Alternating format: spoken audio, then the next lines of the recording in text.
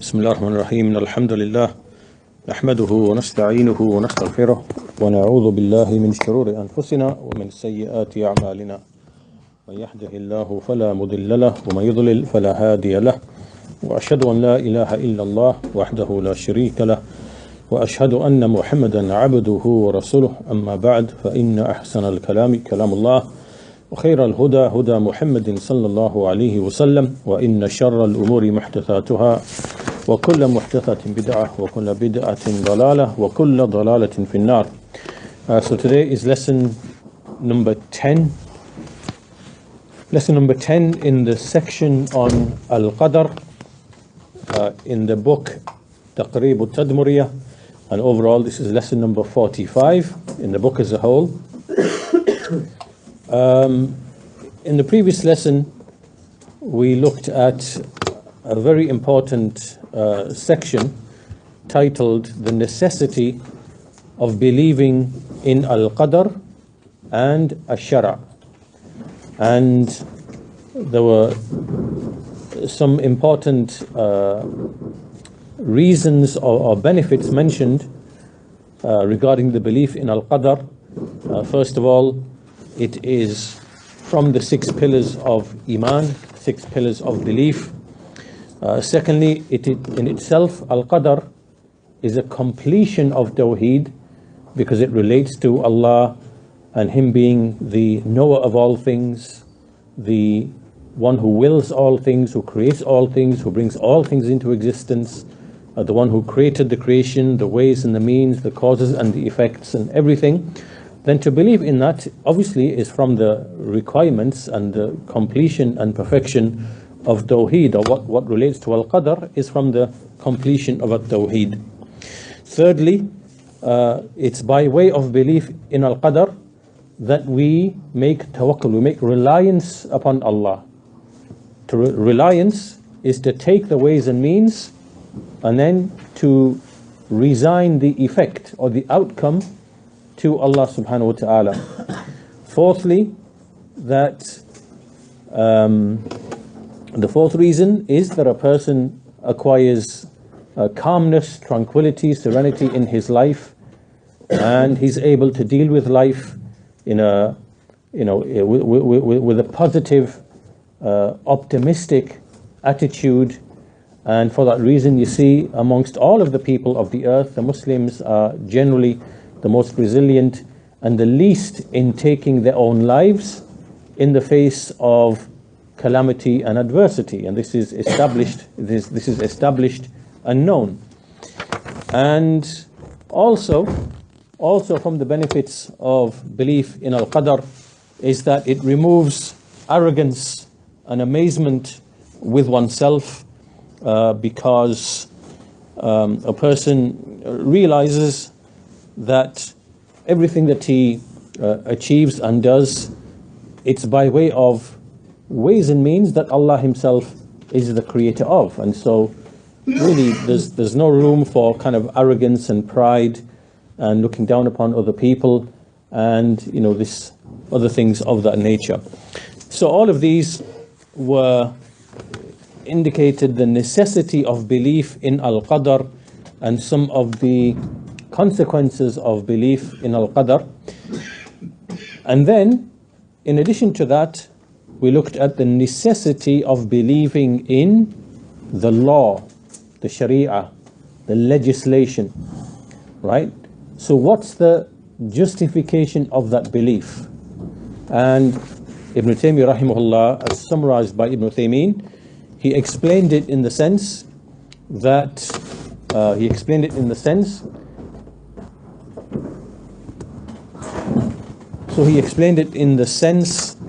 that man, meaning as in human, as in every creature, that by necessity he has a will or a desire, and that will or desire in turn leads to action. So the justification of belief in the legislation or law is from the angle that man, by necessity, he is one who is murid, right? He has a desire, and he acts upon that desire in order to repel harm and to bring about benefit, right? So this is universal to everybody, to every human. This is the nature of every human, right? That he finds in his life, he's trying to remove anxiety, he's trying to remove difficulty, and he wants to attain benefit. So by his nature, he is one who is murid, he wishes, he desires, and one who is fa'il, the one who does, the one he acts. And because of this, he is in need of some guiding principle, some dhabit, some guiding principle which governs his life in order to attain the benefits and repel the harms, right? So by necessity, he is in need of a guiding principle which determines for him, or which allows him to attain the benefits and repel the harms. And that guiding principle can only be divine legislation. It can't be anything else. It can only be divine legislation.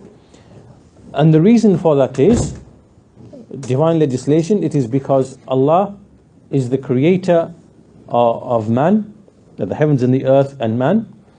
And being the creator, he knows what is in the beneficial interest of man and what is harmful for man.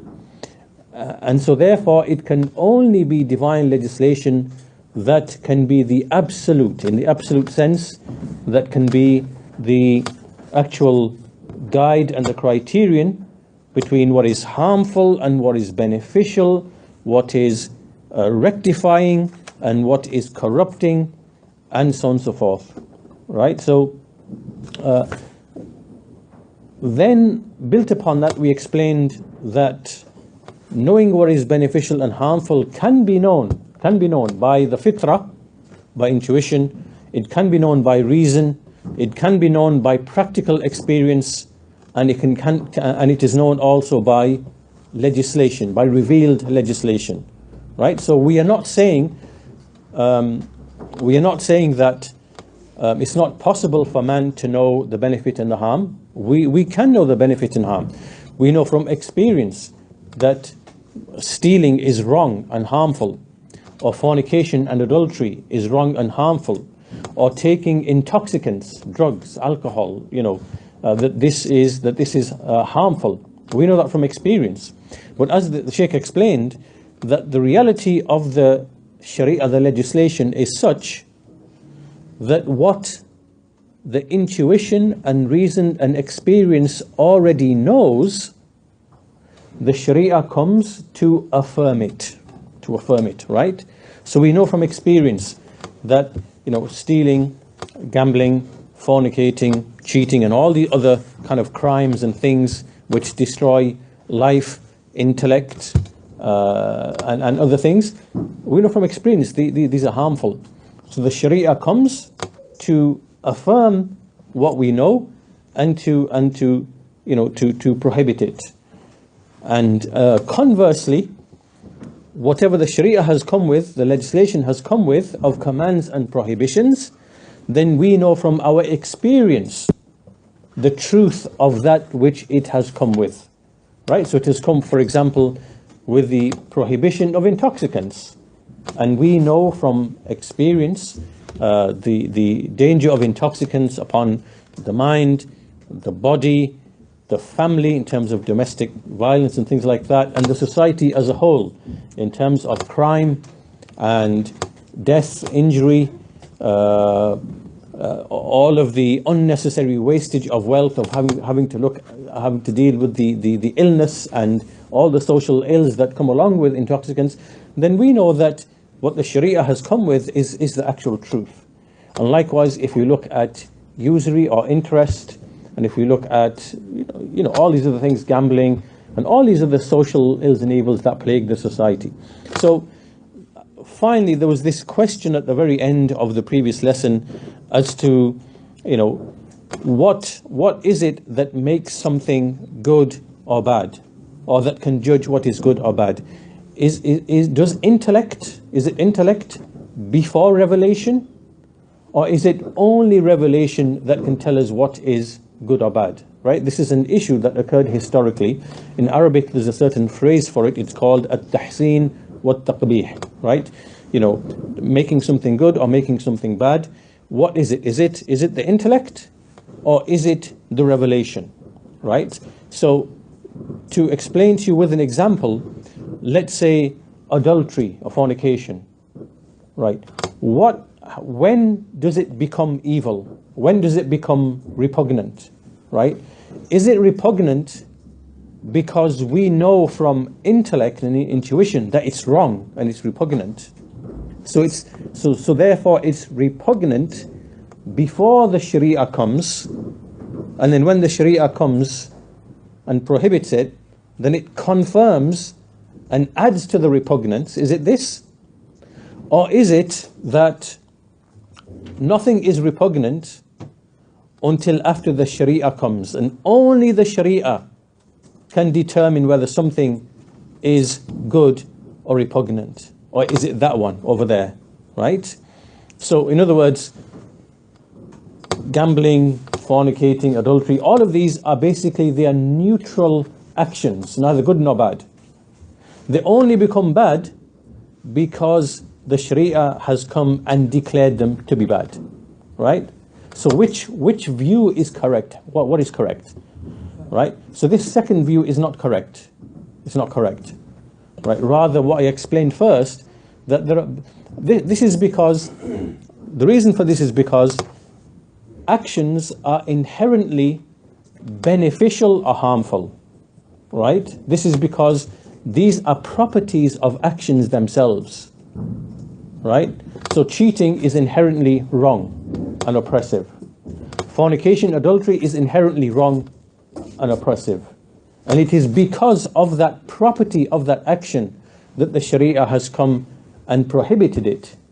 And we, from our intellects, can know that this is wrong before revelation comes. Right? This is what is correct. Whereas some of the people of Kalam, they basically said, no, the only thing that makes something right or wrong is when and if the Sharia declares it to be right and wrong. Right? So stealing becomes wrong because the Sharia says so. Adultery becomes wrong because the Sharia prohibited it. Right? And this is not correct. Rather, we know that adultery is wrong before the Sharia comes. Anyhow, that was like a small issue at the end of the previous lesson. But the important thing is that we gave some justifications or explaining why belief in al-qadr on the one hand and ash-shar', the legislation, on the other, why it is a necessity, why it is necessary for us to believe that, right? So just as it's necessary for us to believe in al-qadr and everything is by the decree of Allah, then we also have to believe in the necessity of the law, of the legislation, and that right and wrong, beneficial and harmful has to have a guiding principle. And that cannot be from man himself. Even though we can know what is right and wrong, it has to be from the Creator and the Lord of the worlds. Right? And that's why the only legislation that rectifies society is the legislation of Islam, the Sharia of Islam, because what it brings is attainment of all the benefits and repulsion of all of the harms. So we're going to continue from that discussion to the next section now, and this is equally important because we are building on top of what we've learned so far. So to give context, we combine between belief in al-qadr and belief in ash-shar', the legislation. These two are like that, right? They cannot be separated. And there is no conflict or contradiction between these two. There's no conflict or contradiction between these two, right? They are together and cannot be separated. So therefore we have to combine between these two things. Okay, so once we've made that clear, the next section follows on. So the Shaykh says, chapter fasl, إذا تبين أنه لا بد للإنسان من الإيمان بالقدر والإيمان بالشرع فَاعْلَمْ أَنَّ النَّاسِ انْقَسَمُوا فِي ذَلِكَ إِلَى قِسْمَيْنِ.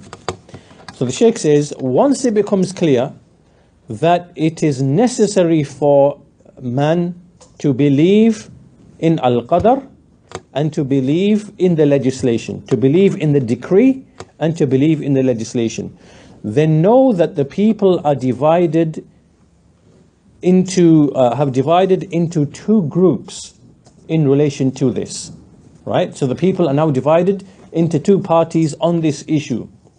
Al-Qism al-Awwal, Ahlul Huda wal Falah, the people of guidance and success. الذين آمنوا بقضاء الله وقدره على ما سبق بيانه من المراتب الأربع. The people of guidance and success who believe in the divine ordainment and the decree of Allah in accordance with what we discussed previously, right, of the four levels.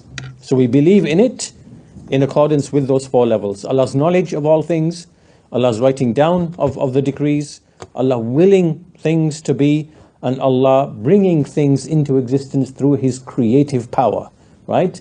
These are the four levels: knowledge, writing, will, and creative power, right? So we believe in al-qadr in accordance with those four levels. وَآمَنُوا أَيْضًا بِشَرْعِهِ, and they also believe in His legislation. فَقَامُوا بِأَمْرِهِ وَنَهْيِهِ, so they establish and they enact His command and keep away from His prohibition. وَآمَنُوا بِمَا تَرَتَّبَ عَلَى ذَلِكَ مِنْ جَزَاءٍ وَآثَارٍ, and they believe in whatever results from that of reward and punishment, of rewards and consequences. وَلَمْ يَحْتَجُّوا بِقَدَرِهِ عَلَى شَرْعِهِ, they do not use al-qadr as an argument against His legislation. They do not use His qadr. So this means that an alcoholic, someone who's drinking alcohol, meaning that a person of the sunnah doesn't say, well, I drank alcohol because Allah decreed it upon me, right? You can't argue like that. That's not an argument. So the people of truth do not imply that argument. And أو بشرعه على قدره, nor do they use His legislation as an argument over his decree. And like, for example, that would mean just because Allah Azza wa Jal has said that a person is an inhabitant of paradise, does not mean that can use it to justify not acting by the commands and the prohibitions, right? You have to take the ways and means, right? So they don't use al-qadr against the legislation, nor the legislation against the qadr. وَلَمْ يَجْعَلُوا ذَلِكَ تَنَاقُضًا مِنَ الْخَالِقِ, nor do they make it a contradiction from the Creator, right? So meaning they don't say, well, Allah's decree contradicts His legislation and His legislation contradicts His decree. We see this as a contradiction, so why should we abide by that, right? So they don't see that either. وَهَؤُلَاءِ هُمْ أَهْلُ إِيَّاكَ نَعْبُدُ وَإِيَّاكَ نَسْتَعِينُ. So these people being described, the people of truth, they are the people of the statement, you alone do we worship, إِيَّاكَ نَعْبُدُ وَإِيَّاكَ نَسْتَعِينُ, from you do we seek aid and help, right? So this verse actually incorporates the two things, the legislation and the decree, right? إِيَّاكَ نَعْبُدُ, you alone do we worship. This is the legislation of Allah which commands Tawheed. وَإِيَّاكَ نَعْبُدُ وَإِيَّاكَ نَسْتَعِينُ, and from you do we seek aid. This aid is referring to al-qadr, that we take the ways and the means, the created ways and the means in assisting us in worshipping Allah alone. So we use al-qadr to aid us in the shar', the legislation. So they go together. This verse is a proof for that. إِيَّاكَ نَعْبُدُ وَإِيَّاكَ نَسْتَعِينُ. And similarly, الْمُؤْمِنُونَ بِمُقْتَضَى قَوْلِهِ تَعَالَى أَلَا لَهُ الْخَلْقُ وَالْأَمْرُ. And likewise, they are believers in the requirement of his statement, verily to Allah belongs the creation and the command. This is a verse in the Quran, chapter 7, verse 54. أَلَا لَهُ الْخَلْقُ وَالْأَمْرُ. To Allah belongs the creation, which is the decree, and to him belongs the command, which is the legislation, right? To Allah belongs both these things. So this is the way of the people of truth. We believe in al-qadar, we believe in al-shara', we believe in what results from abiding by the legislation, and we see no contradiction between these two. And this is the way of the people of truth, right? So this is the first group. This is the first group. And then he goes on to mention the second group, al-qism al-thani, ahlu al-dhalali wal-halak, al-mukhalifuna lil-jama'ah. They are the people of misguidance and destruction. And they oppose the jama'ah, meaning they oppose the main body of truth, meaning the people of truth. They oppose them. وَهُمْ ثَلَاثُ فِرَقٍ.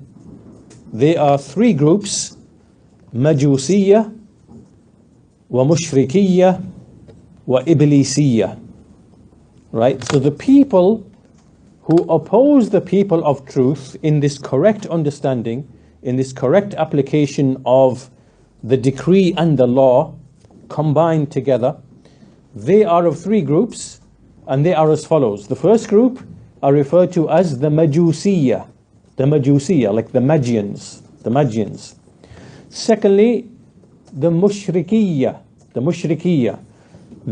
those who resemble the polytheists, right? So the first one are those who resemble the Magians.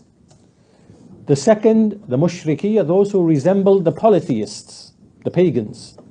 And the third one, Iblisiyya, those who resemble Iblis, Shaitan, Satan.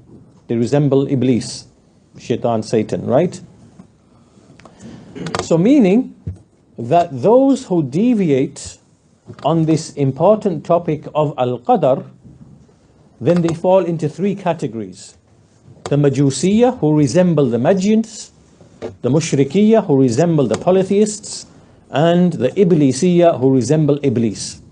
And each of these will be explained or are explained as follows. Okay, so the first, the Majusiyya, Al-Majusiyya. The Shaykh says, Humul Qadariyya, alladhina amanu bi shar'illah wa kadhabu bi qadarih. They are the ones who believe in the legislation, right? These are those from among the Muslims. They believe in the legislation, they believe in the necessity of abiding by the legislation, so they don't deny the law, they accept the necessity of the law, but they reject his qadar, his decree. And what is the reason for that? What do these people say? Right? These people say that if we look at things which are the actions of Allah, for example, the rain falls down, right? The plants grow, the ocean, the streams, like all the things that we see, which are from the actions which are not the actions of men, right? These are the actions of Allah subhanahu wa ta'ala, right? All events and occurrences which are not the actions of men, they say that these are Allah's actions, and everything besides them from the actions of the servants. This is now our actions, right? Then they have nothing to do with Allah. Allah has nothing to do with them. This is what they believe, right? They say that the actions of man are completely outside of the domain of Allah's will and His creative power, meaning that our actions, Allah has no control, no power over them, and when we act and when we do, we are doing so completely outside of the domain of Allah's power and outside the domain of Allah's power and His will. Now, and some of them say outside of Allah's knowledge even. So the most extreme of them, they say Allah doesn't know our actions until after we have done our actions. Right? So the reason why they say this is because they wrongly believe that if Allah knows our actions beforehand and that He wills our actions, right, then how can this justify punishment and reward? How can this justify punishment and reward? Right? And the answer, this is a misconception, the answer to that is punishment and reward is on the basis of our actions, which we have been given a free will to do. Right? And we covered this in the previous lessons. Nobody is forced to do what they do. You have a free choice to follow either the right path or the wrong path. And nobody is compelled to do anything, right? You know, like, you can't say I was compelled to murder so-and-so.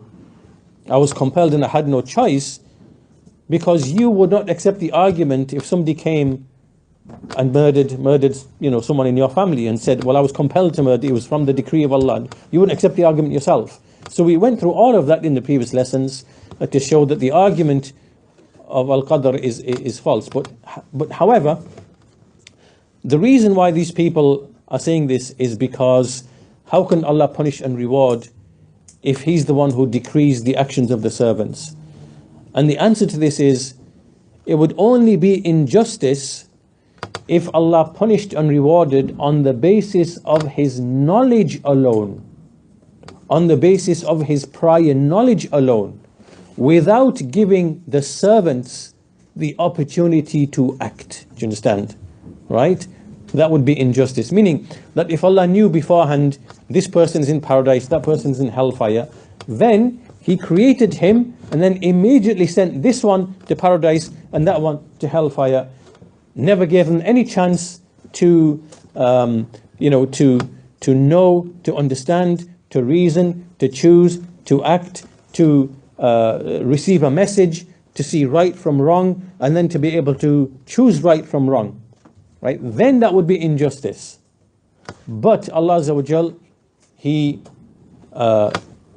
created man, gave him the faculties of hearing, seeing, knowing, understanding, choosing, willing, gave him the power to act with his limbs, then sent him and gave him intuition, fitrah, gave him reason by which he can intuitively and through reason know right from wrong to a certain degree.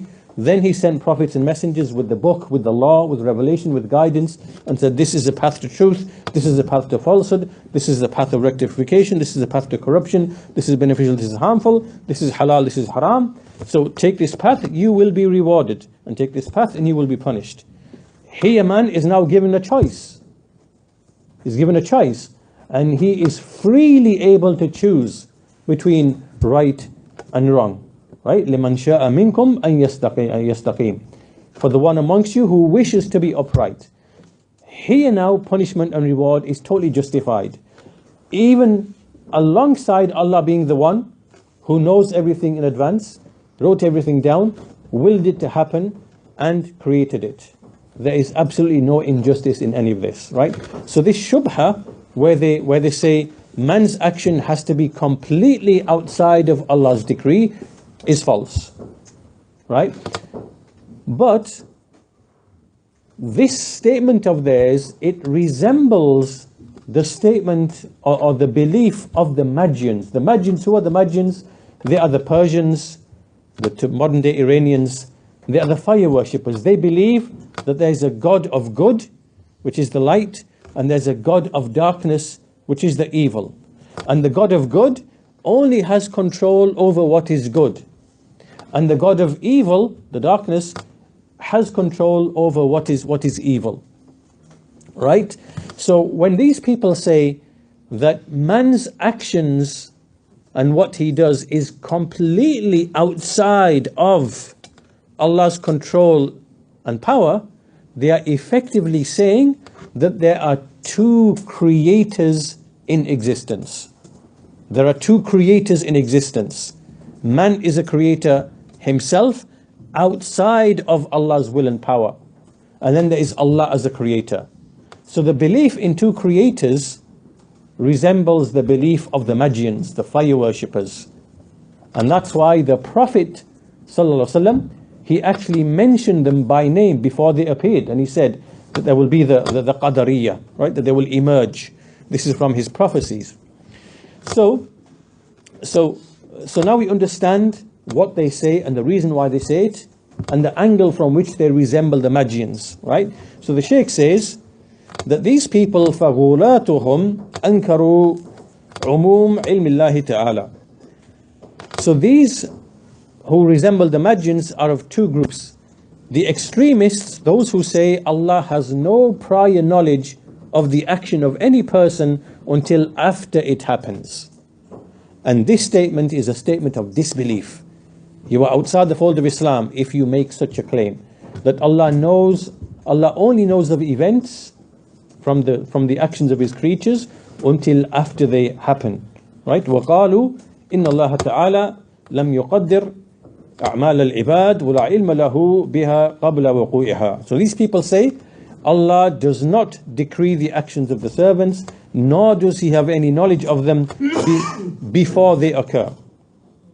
وَمُقْتَصِدُوهُمْ آمَنُوا بِعِلْمِ اللَّهِ بِهَا قَبْلَ وُقُوعِهَا وأنكروا أن تكون واقعة بقدر الله تعالى وأن تكون مخلوقة له.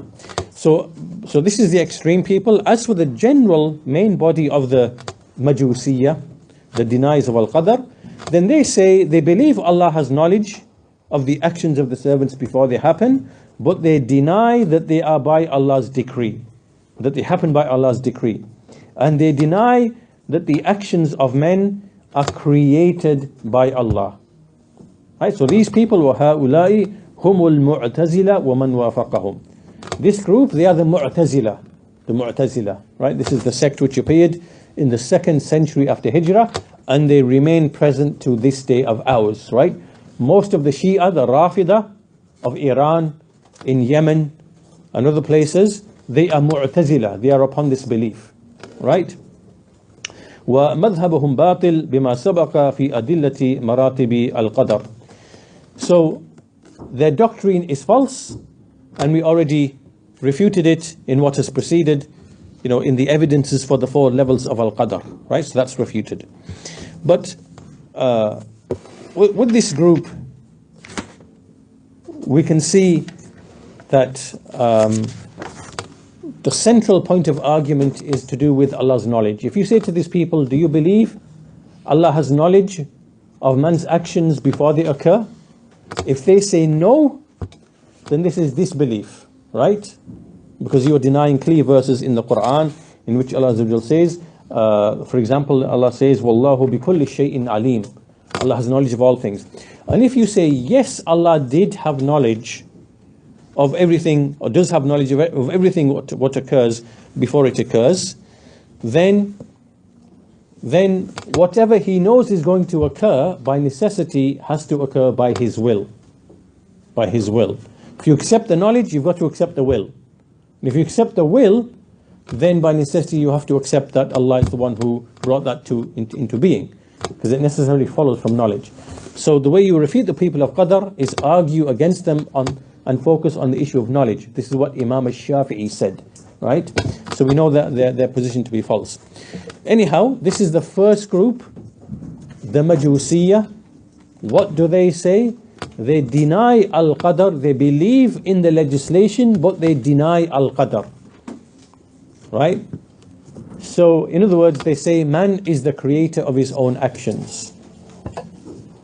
And so thus when he does something right or does something wrong, he is the creator of his action outside of Allah's control and power. So they reject Al-Qadr, but they believe in the legislation. Okay, the second, وَالْمُشْرِكِيَّةِ. وَالْمُشْرِكِيَّةِ, those who resemble the polytheists. هُمُ الَّذِينَ أقروا بقدر الله واحتجوا به على شرعه They are the ones who believe in the decree of Allah, but they use it as an argument against the legislation of Allah. كما قال الله تعالى عنهم سيقول الذين أشركوا لو شاء الله ما أشركنا ولا آباؤنا ولا حرمنا من شيء كذلك كذب الذين من قبلهم حتى ذاقوا بأسنا. So Allah quotes the polytheists. They say, they will soon say, those who commit shirk, who worship others alongside Allah, they will soon say, if Allah had so willed, we would not have committed shirk, nor would our forefathers, nor would we have declared anything to be unlawful. Thus did those who came before them show rejection, until they were made to taste our punishment. Right? This passage in the Quran is quoting from the pagan Arabs who were arguing against the Prophet Muhammad ﷺ that if Allah wanted us to, we would not have committed shirk. But because we are doing what you are calling shirk, then, and he didn't will otherwise, then how can our religion be wrong? How can our religion be wrong? Because if this was wrong, then Allah could quite easily have willed to not make us worship these idols. Right? So therefore our religion can't be wrong. In other words, they are validating their religion by way of Allah's decree. That because Allah willed it, because Allah decreed it, because Allah allowed it, our religion must be correct. Right? So this general argument of where you say, for example, well, I only prostrated to an idol because Allah willed for me to prostrate to an idol. Right? This is in relation to shirk. Or you might say, as a Muslim sinner might say, well, I only drank alcohol, I only stole, or I only fornicated, or I only did whatever. Well, Allah willed it upon me. I had no choice. If Allah wanted me to do something else, then I would have done something else. So how can you find fault with me? How can you find fault with me for my deed when it is something that Allah decreed upon me? And again, this also is false. We looked at the arguments for that in the previous lesson in detail. The arguments, this is futility and futile, and we mentioned arguments from the Quran, from the Sunnah, and 3 arguments of reason to explain why this is totally false and why it is stupidity and foolishness to argue in this manner. But anyhow, we call these people the mushrikiyah, right? So anyone who uses this argument, we say you resemble the polytheists, because that's the argument they used, right? So a Muslim who tries to use this argument, you resemble the mushriks, right, in this argument of yours. So this then is the second group of people who deviate on this issue. They believe in Al-Qadr, they don't deny Al-Qadr, but they use it as an argument to justify their opposition to the legislation. The third group, Iblisiyah, والإبليسية هم الذين أقروا بالأمرين بالقدر وبالشرع لكن جعلوا ذلك تناقضا من الله عز وجل وطعنوا في حكمته تعالى. Those who believe in Al-Qadr and believe in Al-Shar'. So they're not denying these two things, they believe, right? However, they made it to be an inherent contradiction. They hold it to be a contradiction from Allah Azza wa Jal himself, to be a contradiction. And they reviled the wisdom of Allah the Exalted. And they said, وَقَالُوا كيف يأمر العباد وينهاهم وقد قدر عليهم ما قدر مما قد يكون مخالفا لما أمرهم به ونهاهم عنه. So basically what they are saying here is, they are saying, how can Allah command and prohibit the servants through His legislation, yet on the other hand, through His decree, will upon them deeds which entail which entail opposition to what He commanded and prohibited, right? So they're saying this is a contradiction from Allah, that Allah has put in His Sharia do not commit shirk, do not commit adultery, do not kill a soul without due right, do not steal, do not backbite. That's what he put in his sharia. Then in his decree, he has willed upon the servants that this one, commits shirk, and this one kills a soul without due right, and this one commits adultery, and this one steals, and this one. They hold that to be a contradiction. And فهل هذا إلا التناقض المحض والتصرف المنافي للحكمة. So they say, is this not a pure contradiction? And does this not violate the principle of wisdom? Is this not like opposed to wisdom, that it is like this? So that's what they claim. And وَهَؤُلَاءِ أَتْبَعُ إِبْلِيسِ فَقَدْ احْتَجَّ عَلَى اللَّهِ عَزَّ وَجَلَّ حِينَ أَمْرَهُ أَنْ يَسْجُدَ لِآدَمَ. Right? This statement here is a statement of Iblis. This is the argument of the devil, of shaitan, of Satan. And he is the one, when Allah Azza wa Jal, he used this argument against his Lord, against Allah Azza wa Jal, when Allah Azza wa Jal commanded him to prostrate to Adam. He commanded to prostrate to Adam. In response, Iblis, shaitan, he said, أَنَا خَيْرٌ مِّنْهُ خَلَقَتَنِي مِنْ نَارٍ وَخَلَقْتَهُ مِنْ طِينٍ. He said, I am better than him. You have created me from the fire, and you have created him from clay.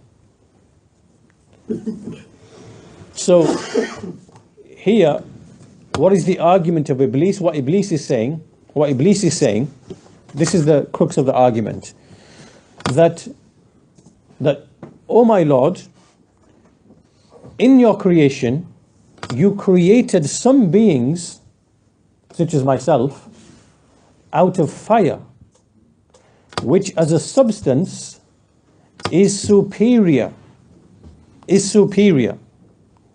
as a substance to clay, out of which you created Adam. And since you are the one who created these substances with that variation and gave that superiority to this one over that one, then how can you issue a command which contradicts what you created? Do you understand his argument, right? However, this argument on his behalf is based on a presumption. This is only a presumption that fire is somehow superior to clay, right? So he brought this objection on account of a presumption that fire is superior to clay, and then on the basis of that presumption claimed there to be a contradiction between Allah's legislation and Allah's decree.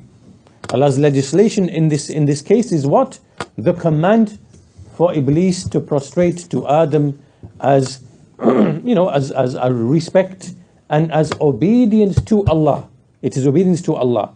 It is not worship of Adam, it is obedience to Allah by showing respect to what he created. So Iblis used the argument upon the false assumption, using a false analogy, a false assumption, I'm better than him because I'm from fire and he's from clay, so how can you command me to do something that contradicts what you've created? That's his basic argument. So the Shaykh then goes on to say, وَالرَّدُّ عَلَى هَاتَيْنِ الْفِرْقَتَيْنِ مَعْلُومٌ مِنَ الرَّدِّ عَلَى الْمُحْتَجِّينَ بِالْقَدَرِ عَلَى مَعْصِيَةِ اللَّهِ تَعَالَى. So the refutation upon these two groups, these two groups which have preceded, the Mushrikiyya and the Iblisiyya, the refutation of these people has already preceded in our refutation of the one who tried to justify his disobedience by way of al-qadr, right? The one who tried to use al-qadr as a justification to disobey Allah subhanahu wa ta'ala. So what do we have in total? We have four groups then, basically. We have the people of truth, Ahlul Huda was Salah, the people of guidance and rectification. They are the people who believe in al-qadr and the shara, and who take the ways and means, whether the worldly ways and means or the ways and means to do with the sharia. And then we have the three groups who deviated in the issue of al-qadr and al-shara, the Mujusiyya, the Mushrikiyya, and the Iblisiyya. right? So they resemble each of these three groups, the Magians, the pagans, and Iblis, in terms of the argument that they come with. So that brings us to an end for this section. So inshallah, what we'll do is we will stop at this point so we can start afresh in the next section, inshallah ta'ala.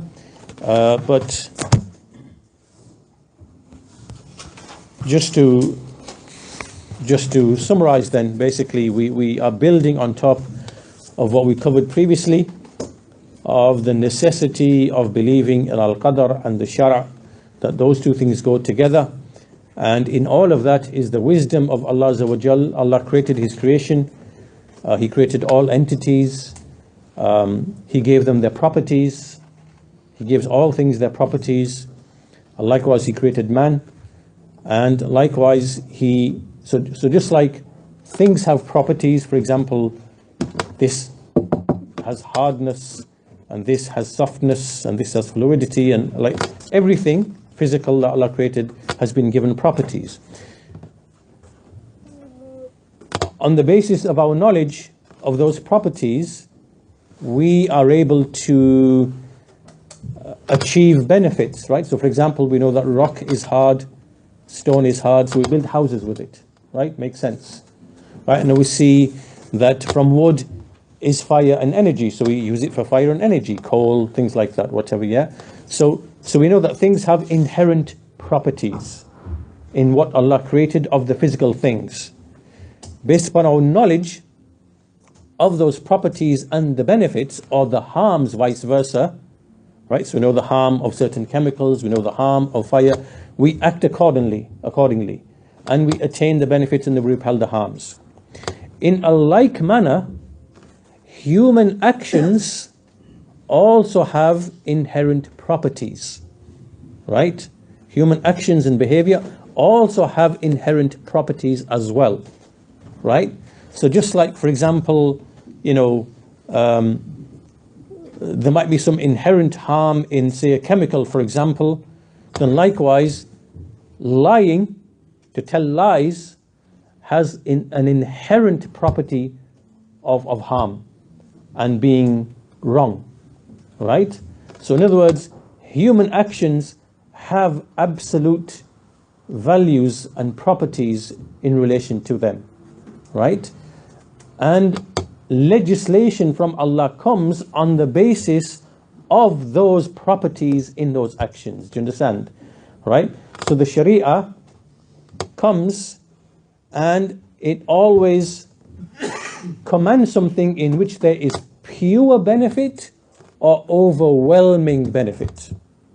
And it prohibits those things in which there is pure harm, pure evil, or overwhelming evil or harm, based on the actual properties of things, right? Let me give an example. To give an example, the pagan Arabs used to have a practice whereby they would adopt someone as a son that wasn't actually their son. This is called at-tabanni, right? The pagan Arabs used to do this, and maybe other nations maybe used to do that as well. So they'll take someone and adopt him as their son, and so that person now is able to inherit and do the other things which the actual children of that person are able to do, right? And this entails some degree of injustice, because it means that someone who is not entitled to inheritance is entitled to inheritance. So the Sharia came to abolish this practice. There's a story behind it, I won't mention that, whatever. But what we are saying is that this action of treating the adopted son and giving him your actual name, the father's name, right? This leads to many evils, such as wealth being wrongly taken away from the inheritors who are blood relatives, and confusion in the lineage, because if this man who is not from that lineage takes the name of the father, then that for future generations, that causes confusion in the actual lineage, right? And there are many things based upon the lineage, which whether there are certain rights which are related to lineage, such as inheritance and who can marry, not marry, whatever. Yeah. So this leads to corruption in matters of lineage and inheritance, whatever. So the Sharia came to prohibit that, and that action inherently is wrong and corrupting. So the Sharia prohibits that, right? So every action has inherent properties. Either it's neutral, or it's harmful, or it's beneficial, or it's corrupting. And the Sharia laws are built upon those fundamental facts and realities of human nature and behavior, right? That's why there can never ever be any contradiction between the law and the decree, right? Just like I said to you about the things that Allah created, and He put properties in them, and we, recognizing those properties, we exploit our knowledge about that to facilitate worldly benefits, right? So like I said, we know that when we build houses, we build them out of certain materials because of their properties and their benefits, right? And we do that in all of our lives and our livelihood. So in the same way, the same applies to human behavior. There are inherent properties to every deed, every action. Stealing has an inherent property of harm and evil. Cheating, fornicating, gambling, murder without killing, without due right, and treachery, violating covenants, breaking promises. Everything, there's inherent properties on the basis of which they are prohibited to prevent the harm. So therefore, coming back to this third, the Iblisiyah, where it is alleged that there's inherent contradiction between Ash-Shara' and Al-Qadar, right? How can Allah command something which, He then contradicts in what He decrees and creates? That doesn't exist. It can't exist. Allah cannot command except what is beneficial and rectifying. Allah does not prohibit except that which is harmful and corrupting. It's not possible. Just like when we do things, like nobody builds a house out of shredded paper, do they? They don't use paper to build a house, do they? Or plasticine. Nobody does that, do they? Right? That's a contradiction in our knowledge of the properties of things. We wouldn't do that. Right? So likewise, there's no contradiction between Allah's legislation and what He created. Rather, His legislation is built upon the fundamental facts and realities of what He created. Do you understand? And that's why the Sharia is nothing but justice and wisdom.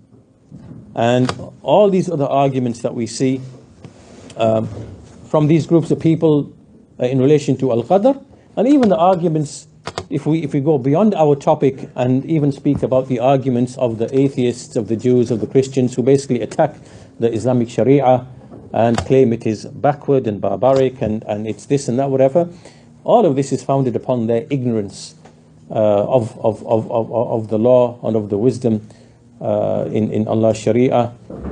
And so yes, this is a very, very important, interesting topic. So inshallah, we'll conclude on that note for today's lesson. We'll continue the discussion next week, insha'Allah ta'ala. Walhamdulillahi Rabbil Alameen. Wa sallallahu ala nabiyyina Muhammad wa ala alihi wa sahbihi ajma'een.